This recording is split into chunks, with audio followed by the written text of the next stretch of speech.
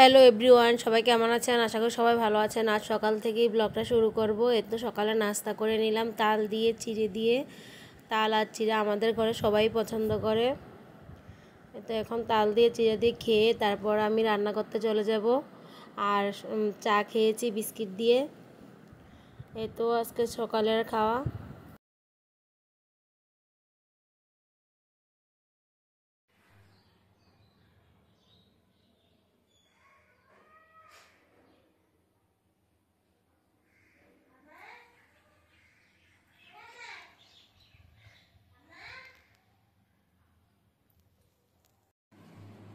এই তো আমার মাছ কাটা হয়ে গেছে। মাছটার ভিতর ডিমও হয়েছে। এই যে ডিমটা আমি আলাদা করে নিয়েছি। আর মাছের তেলটা একটু ভাজি করে নেব। বিশাল বড় মাছ ছিল, এটা তো ডিম তো হবেই। আর এখনকার সিজনে তো মাছ সবটির ভিতরেই ডিম হয়। তো আমি মাছটা রান্না করব নারকেল দিয়ে।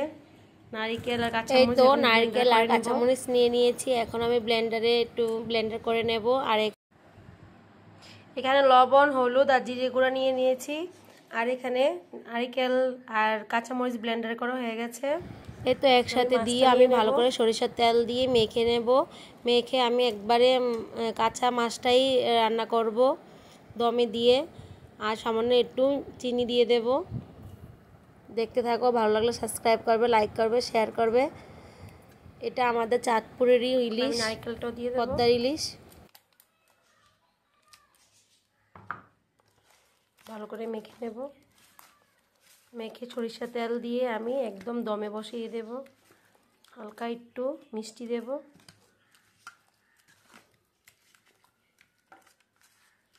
কাঁচামরিচ দিয়েছি এই জন্য গুঁড়ামরিচ দেব না এটাতে।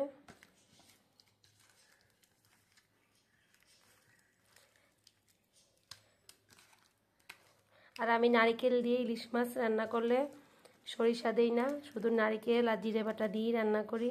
সরিষার তেল দিয়ে, বেশি করে সয়াবিন তেল দিই না।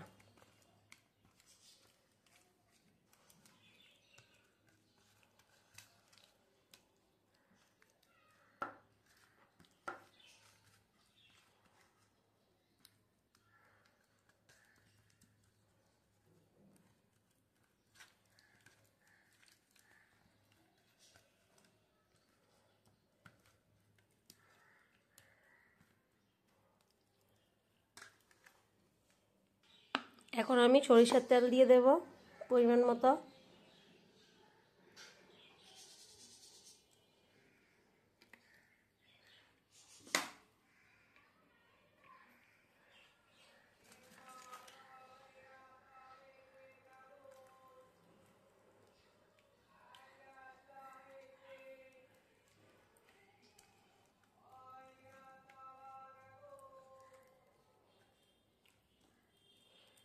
সামান্য একটু হাত ধোয়ার জলটা দিয়ে দেব।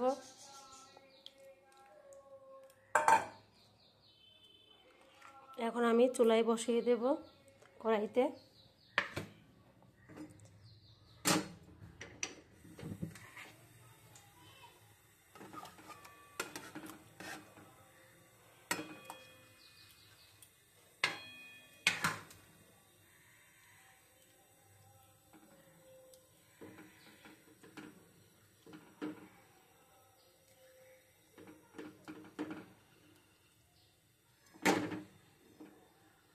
সামান্য একটু চিনি দিয়ে ঢেকে দেব।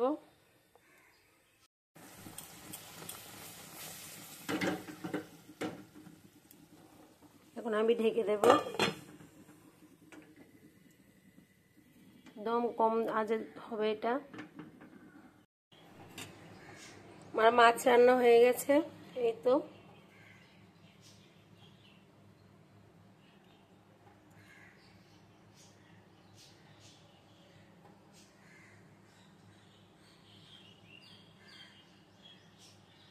অনুরোধ করি আমার বইয়ের মোড়ক উন্মোচন করতে। জাহানারা বলেন, আমি এখনো বলছি বই প্রকাশ করার ব্যাপারে তিনি আমার অভিভাবকের দায়িত্ব পালন করেন। আমাকে অনুপ্রাণিত করেছেন।